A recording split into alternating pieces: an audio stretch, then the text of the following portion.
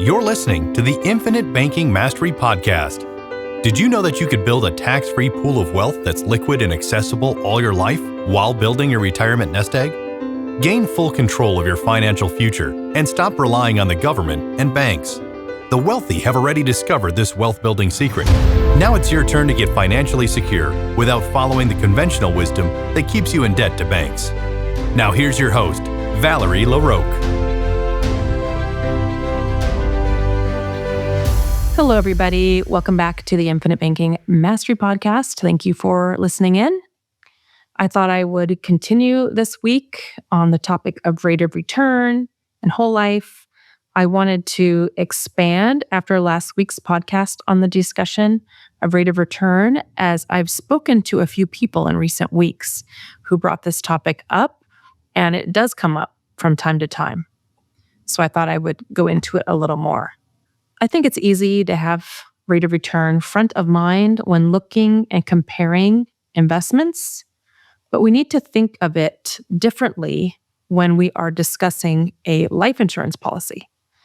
Whole life policies, remember, are assets and guaranteed assets as well.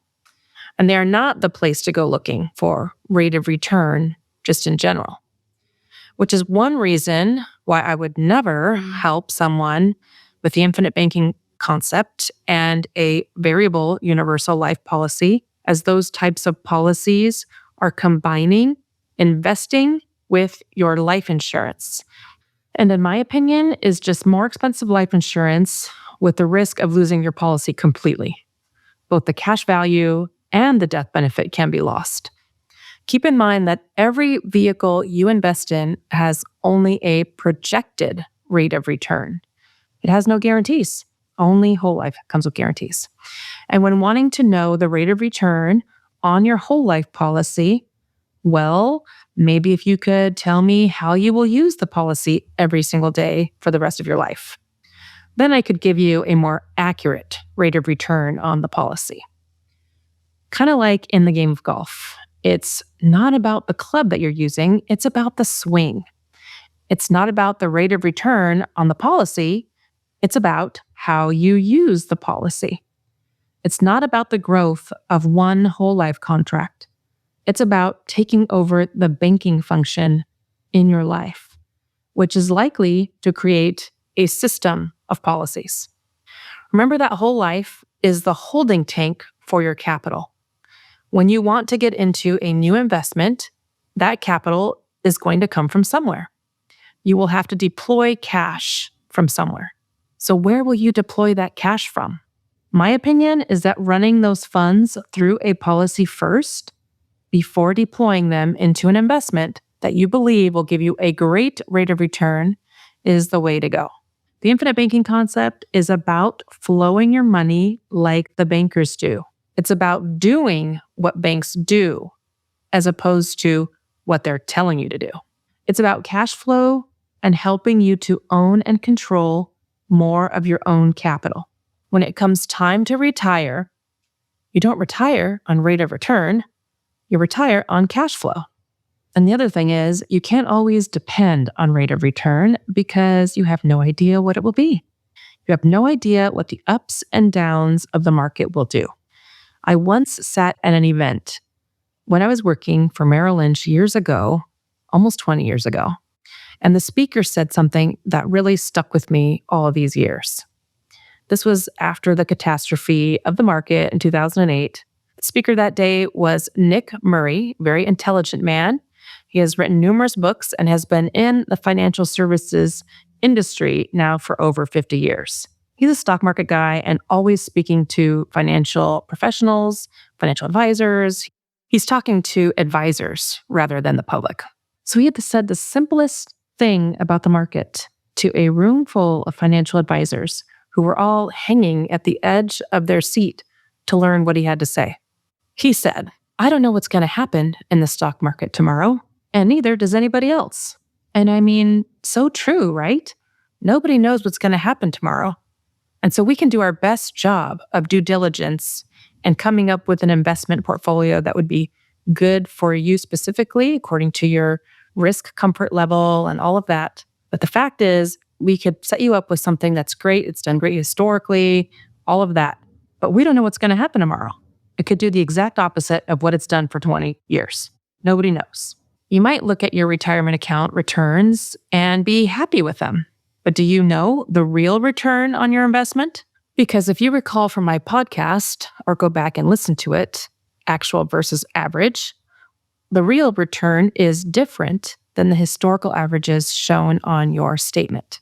And sometimes people don't consider the fact that their account is increasing, partially because they've been consistent about funding that account. They are making regular contributions to their accounts, which helps the balance to be consistently higher. There's so much value in the infinite banking concept and using whole life as the vehicle. Think about creditor protection. In most states, your whole life cash value is protected from creditors. Well, what's that worth to you? You might be thinking, you'll never be sued. But of course, it's a possibility. It's always a possibility. These days, I'm concerned about my 16-year-old who's about to be licensed. I've been trying to postpone it as long as I possibly can due to all sorts of reasons. But I'm thinking lately, okay, we got to give him car insurance. Is my umbrella coverage high enough? What if he were to get into an accident and really hurt someone? What if the other driver was a brain surgeon and now he can't work and wants to sue us for lots of money? Got to make sure your umbrella coverage is high enough, as you just don't know what tomorrow holds.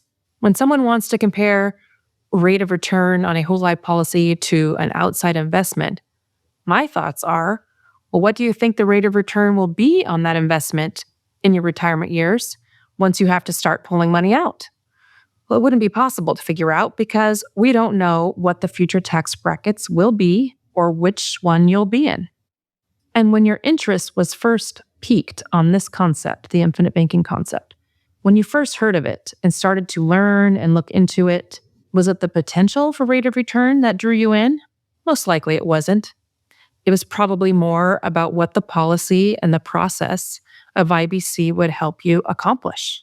Now, if rate of return is top of mind for you and it's still too hard for you to think of whole life and how you could probably get a better rate of return somewhere else, then you could always think of adding a whole life policy as being a part of your diversified mix of assets, as being the conservative part of your portfolio. Most portfolios have a mixture of stocks and bonds, and you could consider this taking the place of the bond part of your portfolio, the conservative part. Always keep in mind that rate of return will be different for everyone practicing IBC because everyone does things different with their contracts. They fund differently, borrow at different times, some more often than others. Some treat themselves like an honest banker more than others and pay themselves back regularly. Some pay interest only. Some pay interest only once a year as opposed to once a month. Some take a year off and then begin a repayment plan or pay the whole debt off. All of these things will affect the rate of return on your policy. But that's not what's important. What's important is what the policy allows you to do. That it allows you to buy other cash flowing assets or to eliminate paying tons of interest to banks, which is going to help your net worth. It allows you to access your cash value income tax free while your cash value account continues to grow, while your tax-free death benefit is also growing, protecting your cash value from creditors in most states anyway, and giving you access to a portion of the death benefit for a critical, chronic, or terminal illness. One of my favorite Nelson Nash quotes, you finance everything you buy. You either pay interest to someone else or you give up interest that you could have earned. Every asset you have purchased in your life, you bought with capital from some account. Was that capital account making you money or was it making someone else money? So when someone asks me what the rate of return is, I'm usually thinking, compared to what? What are we comparing it to? And if that's the main focus when looking into IBC and whole life, then the focus is on the wrong thing because we don't go to our whole life policy for high rates of return. We go to our whole life policy for stability, guarantees, and the ability to earn on the money we are deploying elsewhere, just like the bankers do. In addition, dividends on policies with all companies will look different over time. The illustration is just that. It's an illustration. It is basically guaranteed not to happen, not to look exactly like what you receive the day you open your contract. It is just their best projection at the dividend rate that they will pay into the future based on today's rates and whatever they think will happen. So rather than focus on dividend rates with different companies and illustrations, which again are basically guaranteed not to happen, remember that your actions are the most important. If you're working with a mutual company and a whole life policy, you're in the right place. Just want to make sure you have an advisor who will be a good coach for you. So I hope this was a helpful topic. As always, go ahead and reach out to me if you'd like to work together.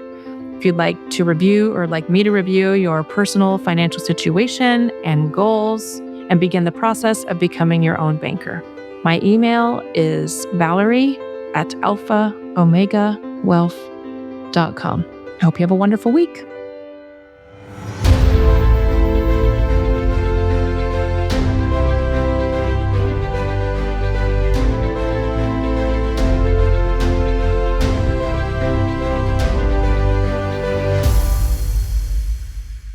This is thepodcastfactory.com.